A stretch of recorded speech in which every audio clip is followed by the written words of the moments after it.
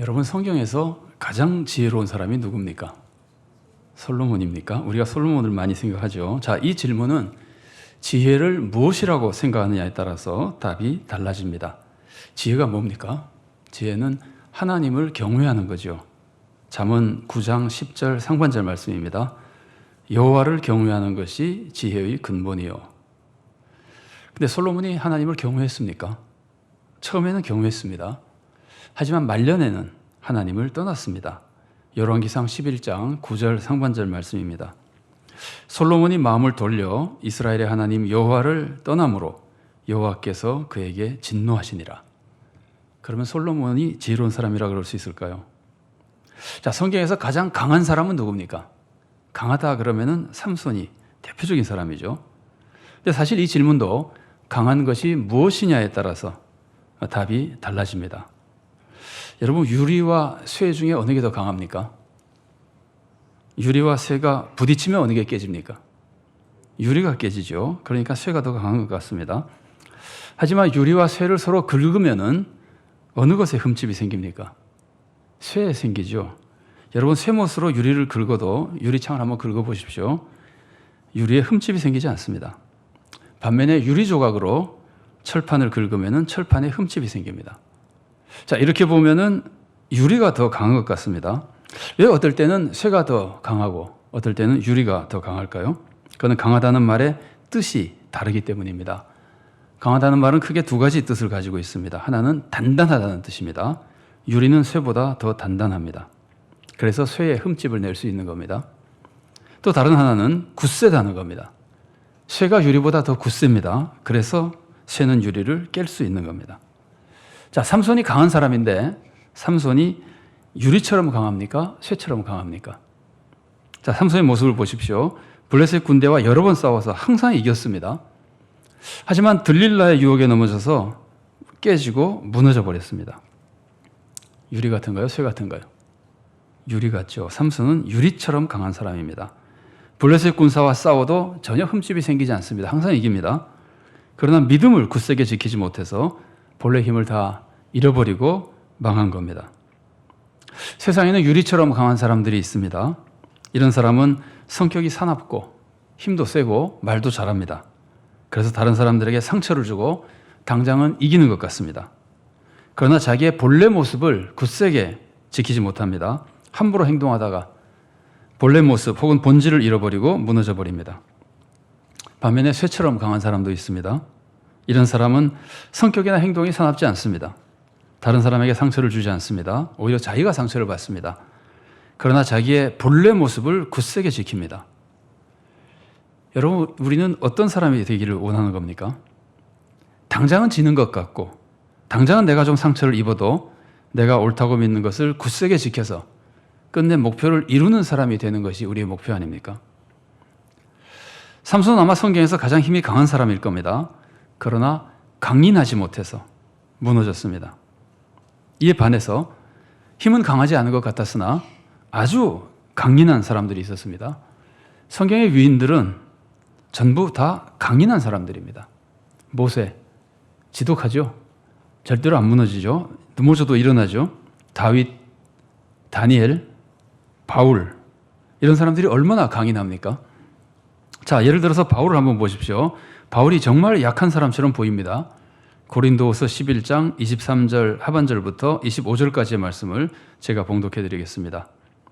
내가 수고를 넘치도록 하고 옥에 갇히기도 더 많이 하고 매도 수없이 맞고 여러 번 죽을 뻔하였으니 유대인들에게 40에서 하나 감한 매를 5번 맞았으며 3번 태장으로 맞고 1번 돌로 맞고 3번 파선하고 일주야를 깊은 바다에서 지냈으며.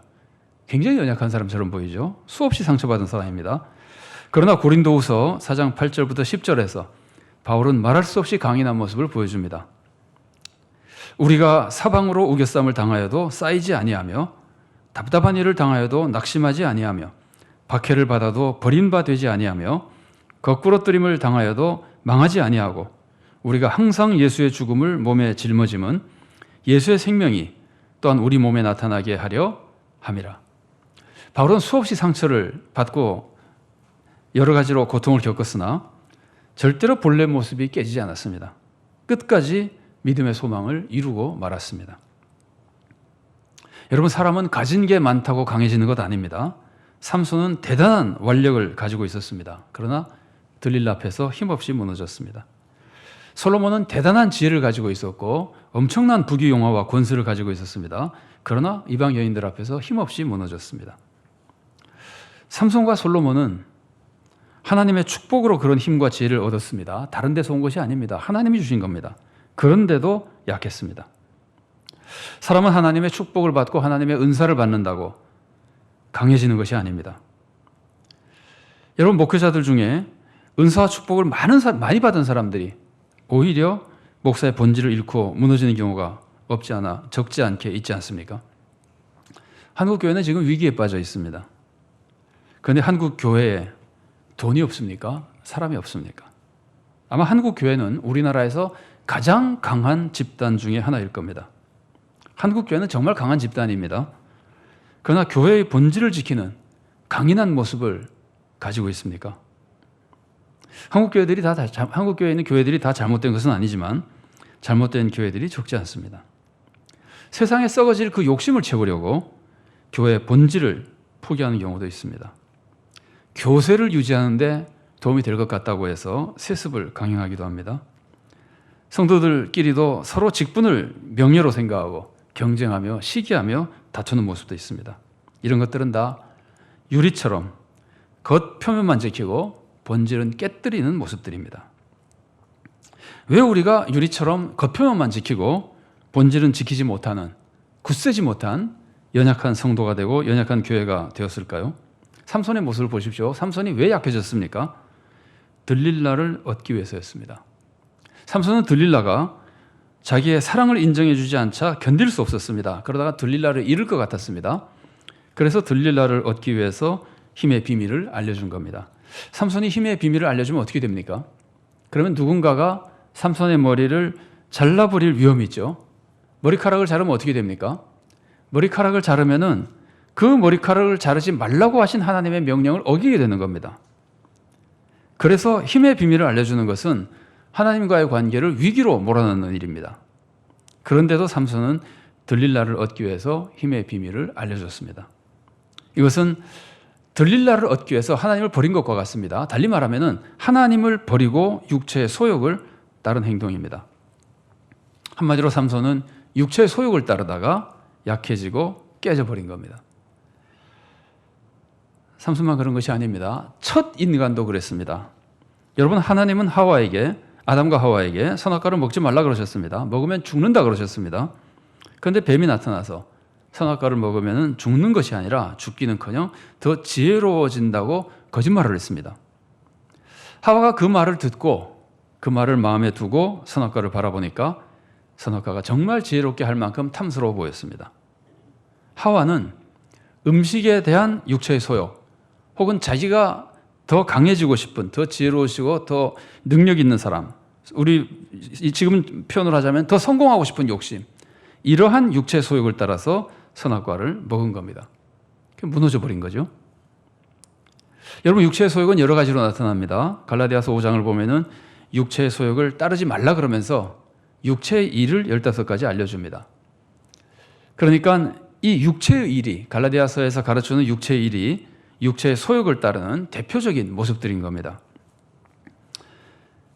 갈라디아서 5장에 나오는 육체의 15가지는 조금 더 같은 것끼리 비슷한 것끼리 모아보면 세 부류로 나눌 수 있습니다. 우상숭배와 음행과 다툼입니다. 우리가 이런 일에 빠지면 육체의 소욕을 따라서 약해지고 무너지고 깨지고 망하게 되는 겁니다. 자, 세 가지만 잠깐 살펴보겠습니다. 우상숭배가 여러분 육체의 소욕입니다. 사실 예수님 믿는 사람들은 다른 신이라고 하는 우상을 숭배하는 것은 그래도 잘 빠지지 않는 편입니다. 그러나 어떤 우상에 잘 빠지냐면은 탐욕의 우상에 잘 빠집니다. 골로새서 3장 5절 하반절에 이렇게 가르쳐 줍니다. 탐심은 우상숭배니라. 지금 우리들에게 있어서 무서운 우상은 무슨 바알이나 아세라가 아니고, 혹은 또 다른 종교의 무슨 우상이 아니고, 지금 우리들에게 더 무서운 우상은 탐심일 겁니다. 우리가 돈이나 명예나 권력을 탐내는 것이 우상숭배이고 그것이 육체의 소욕을 따르는 일입니다. 사회에서는 돈 욕심 때문에 하나님의 뜻을 어기는 것이 우상숭배입니다. 혹은 육체의 소욕을 따르는 일입니다. 교회 안에서는 내가 권력을 얻기 위해서, 내가 명예를 얻기 위해서 교회 세습을 강행하고 성직 매매를 하고 이런 것들이 다 육체의 소욕들입니다. 근데 생각해 보세요. 교회에서 이런 일을 하는 사람이 약한 사람입니까? 강한 사람입니까?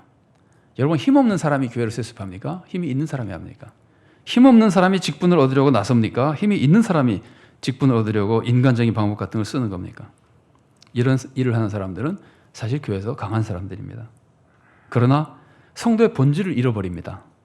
겉으로는 강한 것 같으나 속이 다 깨져버리는, 실제로는 약한 사람, 삼손 같은 사람인 겁니다. 음행도 육체의 소욕입니다. 삼손도 음행에 무너졌습니다. 근데 여러분, 지금 사회는 음행에 대해서 너무나 관대합니다. 하나님은 음행을 하면 안 된다 그러시는데 지금 사회는 음행이 악이 아니고 음행하면 죽는 게 아니라 음행하면 더 행복해진다고 가르칩니다. 무엇과 비슷하죠? 사탄이 하와를 미혹한 것과 굉장히 비슷하죠. 선악과를 먹으면 죽는 게 아니라 더 잘 된다. 음행을 하면 고통당하는 게 아니라 더 잘 된다. 더 행복해진다. 그래서 많은 성도들이 이 음행이라는 육체의 소욕 때문에 무너지는 겁니다. 옛날 하와가 무너졌던 것처럼, 인류가 무너졌던 것처럼 지금도 많은 사람들이, 심지어 성도들까지도 육체 소욕 때문에 무너지는 겁니다. 그런데 생각해 보세요. 함부로 음행하는 사람이 약한 사람입니까? 강한 사람입니까? 여러분, 미투 운동이라고 우리가 사회에서 많이 보고 있잖아요. 미투 운동의 대상이 되는 사람, 나도 저 사람에게 당했다고 하는 그 사람들을 성을 착취하고 고통을 줬던 사람, 이 사람들이 강한 사람입니까? 약한 사람입니까? 다 강한 사람이잖아요. 권력을 이용하고 아니면은 뭐 다른 세력을 이용해서 사람들의 성을 착취하고 고통을 주잖아요. 그런데 이 사람들이 그렇게 강한 것처럼 보이지만 인간다움은 다 깨뜨려 버리잖아요. 아주 더러운 사람이 되어버리잖아요. 그러니까 속은 다 깨져버리는 거거든요. 삼손과 똑같은 모습이 되어버리는 겁니다. 다툼도 정말 무서운 육체 소욕입니다. 다툼은 분쟁과 시기 같은 모습으로 나타납니다. 여러분, 분쟁을 일으키는 사람이 강한 사람입니까? 약한 사람입니까? 교회에서나 사회에서나 분쟁을 일으킬 정도의 사람들은 보통 다 강한 사람들이잖아요. 근데 분쟁이 일어나면 어떻게 되나요? 분쟁이 일어나면은 분쟁을 일으킨 사람만 약해지는 것이 아니라 분쟁이 일어난 공동체 전체가 약해져 버리잖아요. 예수님이 말씀하셨습니다. 마태복음 12장 25절 하반절 말씀입니다. 스스로 분쟁하는 나라마다 황폐해질 것이요, 스스로 분쟁하는 동네나 집마다 서지 못하리라. 예수님 말씀을 우리가 적용해 보면 스스로 분쟁하는 교회마다 무너져 버리리라. 교회에서 강하다고 하는 사람이 분쟁을 일으키면 그 사람만이 아니라 교회 전체가 약해지고 무너져 버리는 거예요. 강한 사람이 분쟁을 일으키지만 결국 자신도 성도의 본질을 잃어버리고 약해져서 무너집니다. 잘못하면 교회까지 본질을 잃어버리고 무너지게 됩니다. 이런 약함을, 이렇게 무너져버리는 약함을, 육체의 소욕을 따르는 약함을 어떻게 하면 이겨낼 수 있을까요? 성경이 뭐라고 가르칩니까? 육체의 소욕을 이겨내려면 성령님을 따라야 됩니다. 갈라디아서 5장 16절 말씀입니다. 내가 이르노니 너희는 성령을 따라 행하라. 그리하면 육체의 욕심을 이루지 아니하리라. 그래서 육체의 소욕을 이기는 진짜 강한 사람이 되려면 성령님의 충만하심을 입어야 되는 겁니다. 자, 그런데 굉장히 어려운 문제가 하나 있습니다. 성령님의 충만하심을 입으면 육체의 소욕을 이기는 강인한 사람이 되는데 삼손을 가만히 보세요. 삼손이 성령의 충만하심을 받은 사람입니까? 안 받은 사람입니까? 적어도 받았던 사람이죠. 삼손은 하나님의 영이 임해서 놀라운 힘을 얻은 사람입니다. 사사기 14장 6절 상반절 말씀입니다. 여호와의 영이 삼손에게 강하게 임하니 그가 손에 아무것도 없이 그 사자를 염소 새끼를 찢는 것 같이 찢었으나, 사사기 한 번만 나오는 게 아니에요. 여러 번 나와요. 삼손에게 하나님의 영이 강력하게 임하고 삼손이 놀라운 능력을 입어서 일하는 겁니다. 막 이겨내는 겁니다. 삼손은 성령님의 은사로 힘을 얻은 겁니다. 그런데도 육체의 소욕을 이기지 못했습니다. 그렇다면 지금 삼손에게 필요한 능력이 뭡니까? 성령님이 주신 삼손에게 필요한 능력은 단순히 일을 잘하고 권력을 얻고 완력을 얻고 그런 능력이 아니라 육체의 소욕을 이기는 능력이에요. 이걸 우리가 좀 쉽게 우리가 많이 쓰는 말로 표현하자면 삼손에게 지금 필요한 것은 성령님의 은사가 아니라 성령님의 열매인 겁니다. 삼손은 성령님의 은사를 가지고 대단한 일을 했었지만 육체의 소욕을 이기지 못한 거예요. 악을 이기는 성령님의 능력을 입지 못한 거예요. 우리는 여기서 하나님의 특별한 섭리를 한 가지 배울 수 있습니다. 그것은 성령님의 은사를 받고 성령님이 또 하나님이 우리들에게 주시는 재능과 능력을 받아도 육체의 소욕을 이기지 못하는 경우가 있다는 겁니다. 성령님의 은사를 받은 사람마저도 성령님의 은사를 받았기 때문에 성령님이 충만한 사람인 것처럼 보였는데도 육체의 소욕을 이기지 못하는 사람이 있다는 거예요. 삼손처럼 하나님으로부터 힘을 얻어도, 솔로몬처럼 하나님으로부터 지혜를 받아도, 혹은 지금 우리 시대로 보면은 성령님의 은사를 받아서 설교를 잘해도, 성령님의 은사를 받아서 병을 고치고 귀신을 쫓아내도 육체의 소욕을 이기지 못하는 사람이 있다는 거예요. 그건 강인한 사람이 아니에요. 무너지는 약한 사람들이에요. 이런 사람들이 교회에서 많은 능력을 행하고 큰 일을 한다 하더라도 정말 어떻게 되는 겁니까? 예수님이 뭐라 그러는 겁니까? 안다 그러는 거예요? 모른다 그러는 거예요? 마태복음 7장 22절부터 23절까지 말씀 읽어드리겠습니다. 그날에 많은 사람이 나더러 이르되 주여 주여 우리가 주의 이름으로 선지자 노릇하며 주의 이름으로 귀신을 쫓아내며 주의 이름으로 많은 권능을 행하지 아니하였나이까 하리니 그때 내가 그들에게 밝히 말하되 내가 너희를 도무지 알지 못하니 불법을 행하는 자들아 내게서 떠나가라 하리라. 우리가 하나님의 축복 속에 재물과 사회 권세를 받았다면 강한 사람입니다. 직분을 받았다면 강한 사람입니다. 그것이 나쁜 거 아닙니다. 그것은 우리가 정말 은혜 중에 잘 사용해서 하나님의 영광 돌릴 수 있습니다. 우리가 성령님의 은사로 기적을 행한다면 강한 사람입니다. 말씀을 잘 전해도 강한 사람입니다. 사람들을 감동시키면 강한 사람입니다. 그러나 육체의 소욕을 이기지 못하면 약한 사람이 되어버리는 겁니다. 그냥 무너져 버리는 겁니다. 유리처럼 표면은 단단하지만 원래 모습은 쉽게 깨어져 버리는 삼손 같은 사람이 되는 겁니다. 우리는 육체의 소욕을 이기고 성도의 본질을 지키는 강인한 사람이 되어야 되는 겁니다. 그럴 때 우리도 구원의 길을 가고 세상도 구원하는 성도가 되는 겁니다. 여러분, 진짜 강한 사람은 내가 상처를 받지 않고 내 마음대로 행동한 사람이 아닙니다. 오히려 당장은 내가 상처를 입고 내 뜻대로 하지 못해도 참고 견디는 사람입니다. 그러면서 진정으로 내가 지켜야 할 것을 지키고 그것을 이루어가는 겁니다. 믿음을 지키고 하나님의 자녀다움을 지키는 겁니다.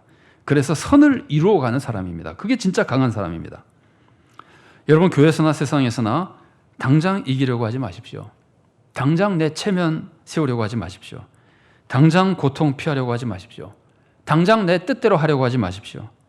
당장 내 정욕대로 행하려고 하지 마십시오. 말해서 이기려고 그러지 마십시오. 상대방을 납작하게 눌러버리려고 하지 마십시오. 고집 부리지 마십시오. 우리가 논쟁에서 이기고 내 뜻을 이루면은 당장은 기분이 좋을지 모릅니다. 승리한 것 같을지 모릅니다. 그러나 그러는 동안 내가 진짜 지켜야 할 신앙과 인품은 파괴되는 겁니다. 여러분, 그런 경험 있으시죠? 말싸움에서 이겼는데 뒤끝이 씁쓸한 경우 있잖아요. 본질을 잃어버리기 때문에 그러는 거거든요. 사회에서나 교회에서나 진짜 강한 사람은 내 뜻대로 하는 사람이 아닙니다. 오히려 당장은 내 뜻대로 못하고 당장은 내가 고통을 겪어도 내가 옳다고 믿는 것을 절대로 포기하지 않고 끝까지 지켜내는 사람입니다. 우리 모두가 상처를 받지 않으려고 딱딱하게 살아가는 사람이 아니고 부드럽게 살아가며 상처를 받아도 성도의 본질을 지켜가며 하나님의 뜻을 이루어드리는 진짜 강한 사람, 강인한 성도가 될 수 있기를 바랍니다. 그런데 우리가 항상 악을 이길 수 있습니까? 육체의 소욕을 이기고 악을 이겨야 될 텐데 우리가 항상 이길 수 있습니까? 우리는 사실 수도 없이 악에게 지고 죄를 짓지 않습니까? 그럼 우리는 결국 망해야 되는 겁니까? 악에게 이기다가도 한 번만 지면 망하는 겁니까? 삼손은 수없이 블레셋 군대를 물리치다가 한 번 들릴라에게 무너지자 블레셋 군대에 사로잡혀가서 노예가 되어버렸습니다. 우리도 한 번만 육체의 소욕을 이기지 못하면 유리가 박살나듯이 다 망해버리는 겁니까? 그렇지 않습니다. 하나님은 망해버린 삼손에게 다시 은혜를 베풀어 주십니다. 이 모습을 성경은 이렇게 표현하고 있습니다. 사사기 16장 22절 말씀입니다. 그의 머리털이 밀린 후에 다시 자라기 시작하니라. 여러분, 물론 삼손의 머리털에서 힘이 나오는 것이 아닙니다. 만일 삼손의 머리털에서 힘이 나오는 것이라면은 머리털이 지금 마지막에 블레셋에서 물리칠 때 삼손의 머리털이 자랐잖아요. 그럼 저절로 물리쳐야 되는 거 아니에요? 삼손이 그렇게 합니까? 삼손이 간절히 하나님께 기도하잖아요. 힘은 머리털에서 나오는 것이 아니라 하나님으로부터 나오는 겁니다. 삼손이 머리털을 깎아서 힘을 잃은 것은 머리털이 없어진 것이 아니라 들릴라를 선택하고 하나님을 버렸기 때문입니다. 그런데 하나님이 그 삼손에게 다시 머리털이 자라나게 하신다고 하는 것은 이건 머리털이야 자르고 나면 다시 자라지 않습니까? 여러분, 그게 아닙니다. 자연 법칙으로 자라는 것이 아닙니다. 하나님이 머리카락을 잘라버린 삼손에게 요놈 괘씸하다, 그래서 하나님 벌을 내리시면은 다시는 머리카락이 안 나오게 못 하시겠습니까? 얼마든지 하실 수 있어요. 하나님이 지금 머리카락이 자라게 하시는 것은 저절로 되는 것이 아니라 하나님의 은혜가 끊어지지 않았다는 것을 우리들에게 보여주시는 겁니다. 여기서 하나님의 은혜를 보고 소망을 가지면 다시 하나님께 기도하고 새 힘을 얻을 수 있는 겁니다. 삼손이 하나님께 소망을 잃지 않고 소망을 품고 다시 한번 기도할 때 새 힘을 얻은 겁니다. 왜냐하면 하나님의 은혜는 끊어지지 않기 때문입니다. 그러나 만일 이제는 다 끝났다고 포기해버리면 다시는 기도할 수도 없고 새 힘을 얻을 수도 없고 진짜 패배자로 비참하게 인생을 끝내게 되는 겁니다. 여러분, 사실 삼손은 지금 완전히 망했습니다. 힘이 다 빠졌죠. 눈까지 뽑혔죠. 지금 묶여서 맷돌을 가는 비참한 노예가 되어버렸습니다. 더욱이 블레셋 사람들이 승리를 축하하는 그 잔치에 패배자로 참석해서 그들을 즐겁게 만드는 일을 하는 사람이 되어버렸습니다. 망해도 이렇게 비참하게 망할 수가 없습니다. 그러나 하나님은 삼손을 떠나지 않으셨습니다. 하나님의 은혜는 끊어지지 않았습니다. 그래서 삼손은 다시 한번 하나님께 기도해서 다시 한번 힘을 얻고 블레셋 사람들이 잔치하는 그 신전을 파괴해서 블레셋을 파멸시켰습니다. 이때는 삼손도 같이 죽었지만 살았을 때보다 더 큰 승리를 이루고 죽었습니다. 그래서 이스라엘을 구원하는 소명을 이루게 되는 겁니다. 우리는 여기서 하나님이 어떤 분인지 다시 한번 볼 수 있습니다. 하나님은 자녀들이 실패했다고 버리시는 분이 아닙니다. 하나님은 실패한 종을 버리고 다시 새 종을 세워서 하나님의 뜻을 이루어 주실 수도 있습니다. 얼마든지 그러실 수 있습니다. 그러나 하나님은 일을 이루시는 데 관심이 있는 분이 아닙니다. 아니, 하나님 같은 분이 일을 이루는데 무슨 관심이 있겠어요? 말 한마디면 다 이루실 수 있고 돌 가지고도 이룰 수 있고 노새를 가지고도 이룰 수 있는 분인데 뭐 일 이루는데 무슨 관심이 있겠어요? 얼마든지 이루실 수 있습니다. 하나님의 진짜 관심은 일이 아니라 하나님의 자녀입니다. 내 자녀가 망할 것이냐 망하지 않을 것이냐, 내 자녀가 패배자로 끝날 것이냐 역전승할 것이냐, 여기에 하나님이 진짜 관심을 가지고 계시는 겁니다. 여러분, 절대 이걸 잊지 마십시오. 우리는 약한 사람들입니다. 수시로 하나님의 뜻을 따르지 못하고 육체의 소욕을 따릅니다. 그래서 무너집니다.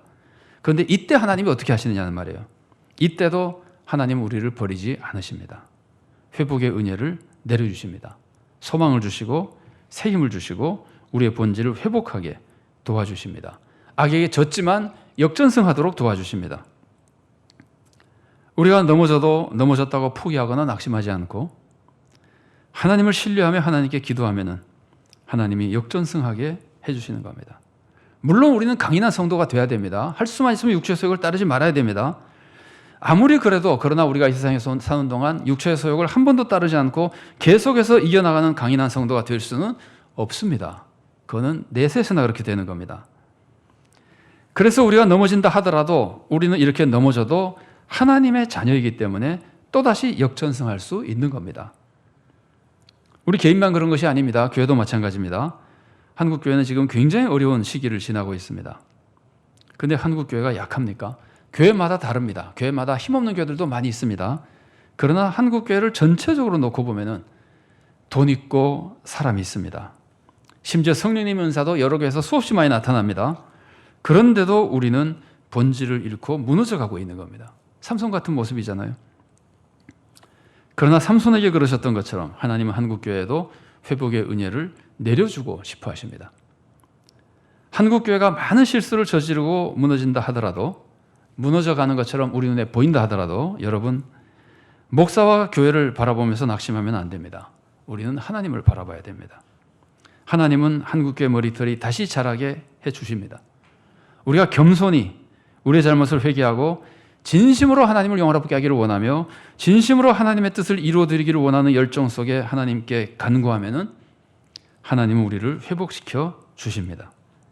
우리 모두가 성령님의 권능을 힘입어서 할 수 있는 대로 정말 항상 악을 이기고 성도의 본질을 지켜나가는 강인한 성도가 될 수 있기를 바랍니다. 그러나 혹시 우리가 넘어질 때가 있다 하더라도 그것 때문에 낙심하지 말고 하나님께 소망을 두고 회개하며 기도해서 하나님의 능력을 힘입어 새로이 회복되고 악에게 역전승하고 하나님의 뜻을 이루어드리는 복된 성도, 좋은 교회가 될 수 있기를 바랍니다. 같이 기도하시겠습니다. 사랑의 하나님 감사합니다. 악에게 다 패해버려서 멸망의 길을 가는 우리를 사랑으로 권능으로 붙들어 주셔서 구원의 길로 인도하시고 이제 하나님의 자녀가 되게 하시니 감사드립니다. 이제 하나님의 자녀가 됐으니 정말 하나님 이외에 다른 것을 사랑하지 아니하고 하나님만 사랑하며 육체의 소욕을 따르지 않고 하나님만 따르며 주님이 기뻐하시는 참된 자녀의 삶을 살아가야 될 터인데 우리가 너무 연약해서 우리를 지킨다고 하며 오히려 겉모습만 지키고 속사람은 다 깨어져 버리고 본질을 잃어버리는 성도답지 못하고 교회답지 못하는 연약한 모습을 보일 때가 너무나 많이 있습니다. 그러나 우리가 믿는 것은 주님은 그래도 우리를 버리지 않으시고 회복의 축복을 내려주시는 분이시오니 우리 주님 무엇보다 먼저 저희들에게 성령님의 충만하심 속에 악을 이기는 권능을 주셔서 육체의 소욕을 따르지 않고 믿음을 지키는 강인한 성도가 되도록 도와주시옵소서. 혹 이 세상에 살 동안 넘어진다 하더라도 낙심하지 않고 주님을 신뢰하며 주님께 소망을 두고 아버지 하나님 새롭게 회개하고 새롭게 기도하며 하나님이 주시는 새 힘을 힘입어 다시 한번 주님의 자녀다운 삶을 회복하고 세상의 악을 선하게 변화시키며 하나님의 구원의 역사를 이루어가는 성도가 되고 그런 교회가 될 수 있도록 우리를 인도하시고 우리 교회를 이끌어 주시고 한국교회를 붙들어 주시옵소서. 예수 그리스도 이름으로 기도드리옵나이다. 아멘.